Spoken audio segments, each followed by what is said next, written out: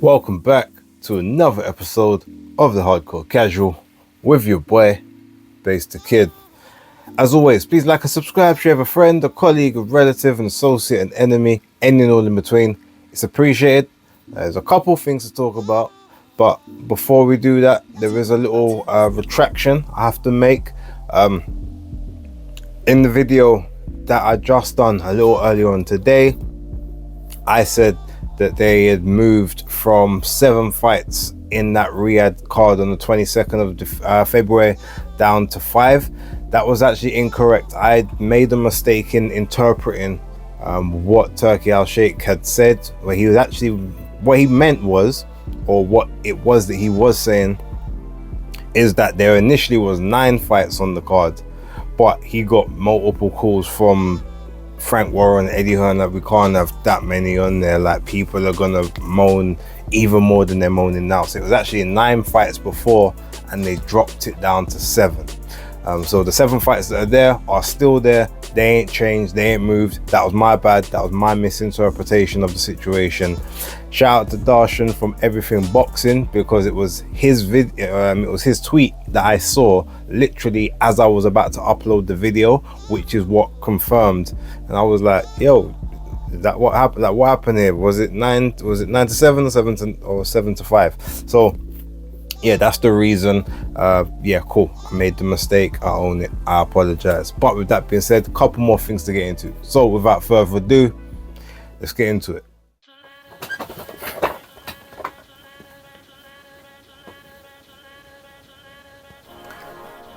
So I guess the first thing to talk about is, I guess, a little bit of Alexander Usyk and Tyson Fury. So first things first, the trailer came out on Monday for Usyk 2 Fury, or Usyk Fury 2. I'm not sure exactly how they're marketing that, but it was a tremendous trailer basically, and it was all about both of them essentially living in each other's heads rent free. They see each other everywhere they go, etc, etc.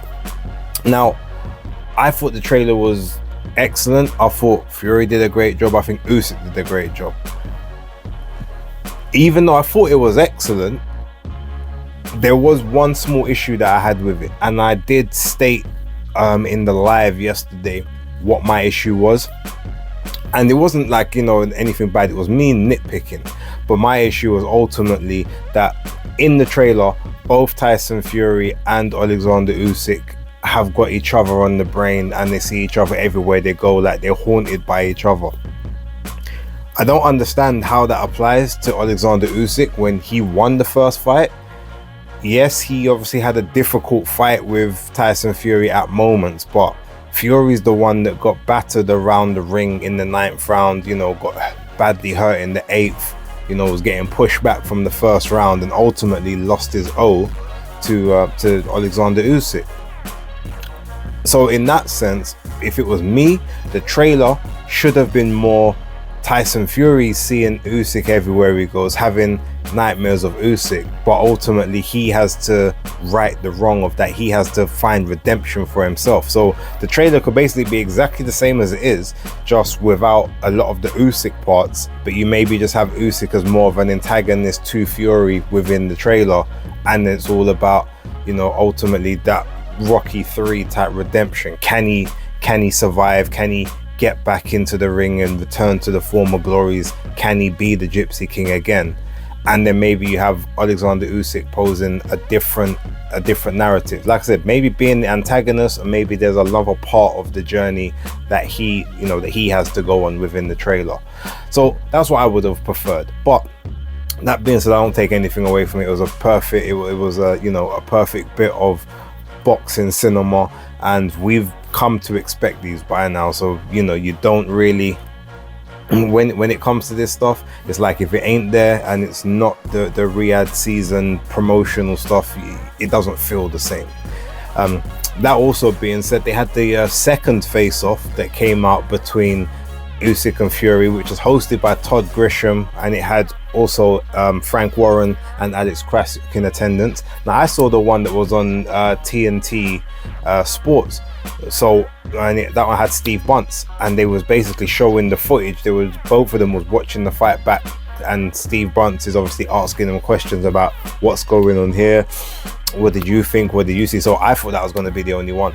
Second one comes out, and it's actually a lot more quote unquote spicy than the first one was, but it almost seems at parts where Fury is, at one moment he's like doing the respectful thing, and then just like in maybe one press conference he'll be respectful, then in the second press conference he's angry, he's mad. He ran the entire gamut of emotions in this, whereas Usyk pretty much remained consistent. Alex Krassyuk had his little one-liners from here. I thought that was quite fun, especially when he made sure to reference when, you know, Fury was like, yeah, I thought I won the fight, it was good, but I congratulate him, and you know, and it was Ukraine and that's it. And he goes, yeah, and Happy New Year. And he goes, yeah, and Happy New Year too. So, you know, obviously pointing out that you must have been hurt because like you said about Happy New Year in May and all that good stuff. So there's that. Frank Warren was in it. It was a good piece of it was a good watch. I think I preferred the other one only because it was different, and this one obviously Usyk and Fury, they go back and forth to a degree, but like Usyk is still, you know, he knows English, he understands a lot of it, but is you know, there's no real snappy retorts here and there, but he has his moments, and so does Fury. So gotta rate it. It was fine for where it was. Now I haven't watched many interviews and stuff recently, but I do know that I saw some stuff on X where Ben Shalom, I think, was basically saying that, well, look, if Chris Eubank is happy, you know, he's walked away from the biggest fights before. Ultimately, I think basically saying you're not going to be able to pay him chump change to just take a Conor Ben fight or something along those lines. I'm not sure how it's playing out, but I think it's being framed as if Chris Eubank Jr. is outpricing himself for this. And to be honest, as much as that sounds like the kind of thing Chris Eubank should do, this is not the time to be basically outpricing yourself in the biggest fight you're gonna have. Look, let's be honest. At this point in time, Chris Eubank Jr. doesn't have as many options as Conor Ben does. Now, I'm not saying each guy's got plentiful, but with Chris being a much older guy, there's only certain fights he's going to be able to get big paydays for, and most of them, if we're looking at them objectively, they're fights that he's probably going to be the underdog to.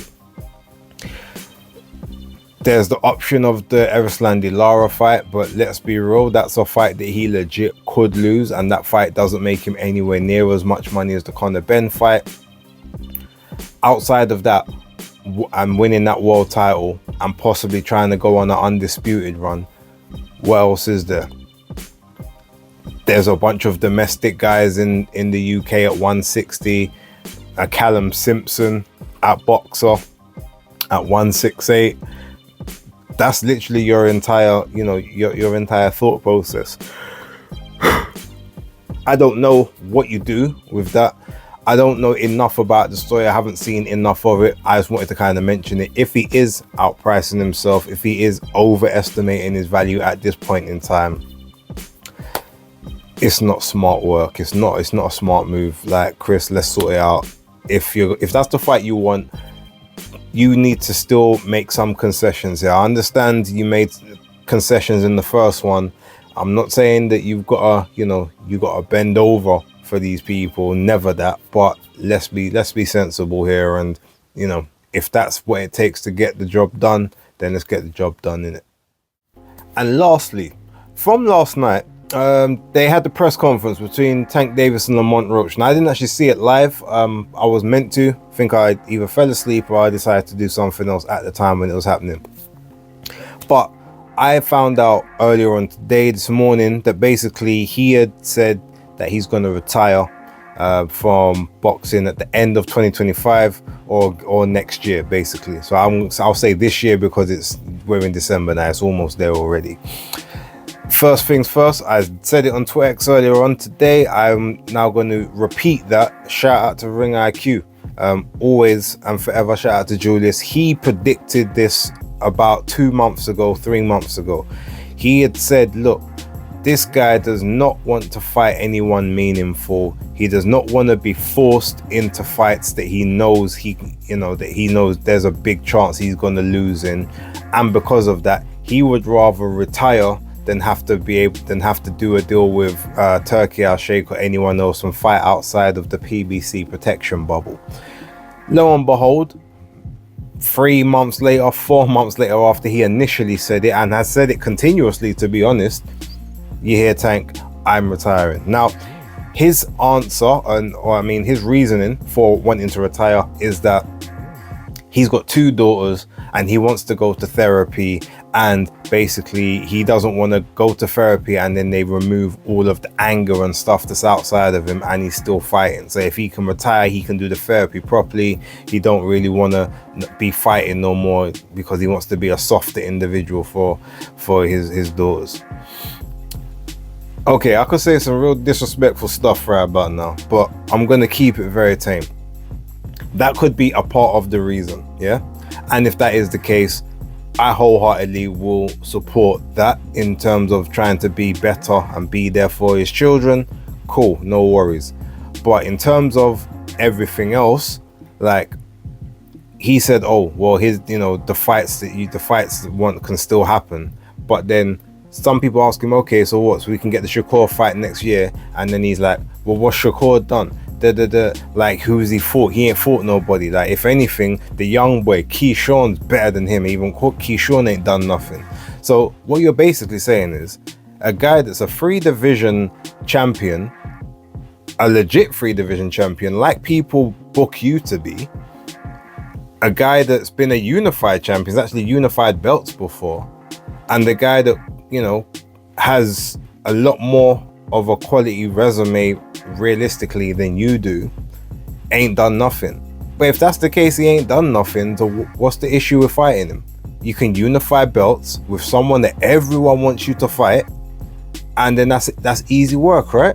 Or Keyshawn, so Keyshawn ain't even really do nothing, but he's better than Shakur Stevenson. Okay, if that's the case, but it seems very apropos that you've snapped when people have mentioned these names. Oh, so why have you snapped? Because you're tired of people mentioning these people as people that you have to fight. Hence why it makes perfect sense that you would rather retire than have to link up with a Turki Al-Sheikh or something and then have hard fights. Like, at this point in time, yes, there might be a part of the reason is that you want to do more with your daughters, X, Y, and Z, but ultimately the pattern behavior has been there for time. We see it, and I'm glad that other people, I've always said he don't want no parts of any decent person. He's not the guy that everyone thinks he is, and as soon as he gets put into like trouble, basically he'll get exposed. Well, he's preventing the exposure by saying I'd rather retire than basically fight you guys that I know chances are it's gonna be a long night for me. Because the only thing, remember, he wanted Lomachenko when Lomachenko is basically down and out, like barely just hanging on into the sport of boxing.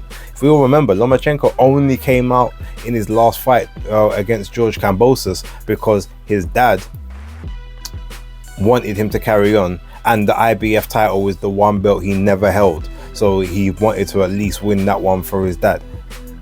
And I can get that, I can understand that one. But he was already had one foot out the door. He's still not thinking about coming back now. We don't know what he's doing next, but that's the moment when you decide, oh yeah, let's make that unification fight all of a sudden. Like, the games are there, and I'm glad it's basically been exposed right about now. Like, the guy, if he goes now, guess what? Good riddance. And for all the talent he potentially had, and for everything that people say he is, he's basically the lightweight Deontay Wilder, just with some actual boxing skills as well. Heavily padded record. Like, he's a guy that basically has been built up and overhyped and and sort of over evangelized and all this. He's just that guy, basically, someone that is not who they said he was, but just because he delivers some good knockouts, and maybe some people from certain demographics and certain walks of life can relate to him, and he's like a poster child, even though there's nothing about his life and his behavior thus far that signifies role model or I want to be like him when I grow up sort of situations. That's who people have gravitated to. Like I said, I could say some other stuff. I'm gonna leave it there. All I'm saying is, cool, have the therapy at the end of next year. Be there for your daughters. I'll respect that part all day long. But in everything else, you didn't want the work. You weren't interested in fighting the best. You weren't interested in having a legacy. And you don't want to deal with anyone that's potentially gonna make you have to come outside your comfort zones. Like, at this point, I'm calling the career a duck. Like, no one can tell me anything different. Like, Tank Davis is not what people thought he was, and at the end of the day, good riddance, because at least then you get things moving, and you're gonna have to get all of that, idiotic section of the fan base that live and breathe by his every word. They're gonna have to find someone else to champion, and chances are they'll probably end up doing the same thing with them, just giving them pass after pass after pass for what they do. But eventually, when the mask slips and the people have had enough, this is what happens. So be it. With that being said, thank you thank you lot for watching. This was supposed to probably come out about an hour ago. Had a couple other things that were taking a bit too long to upload and whatnot, but we're here now. Don't forget to like, subscribe and share. There may be a little cheeky video that comes out tomorrow as well. Not 100% sure, but basis picks will be happening early on Friday. So yeah, thank you very much for watching. But don't forget to like, subscribe and share. But for right now, it's the Hardcore Casual out.